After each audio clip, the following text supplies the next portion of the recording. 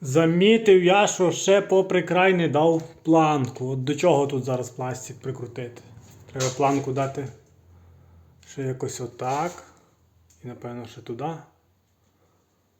Чик і чик. О, там треба ще дирку прорізати на витяжку і вата. Як нагадаю собі, що треба вату буде закладати сюди. І ще й стеля. Гіршого не може бути.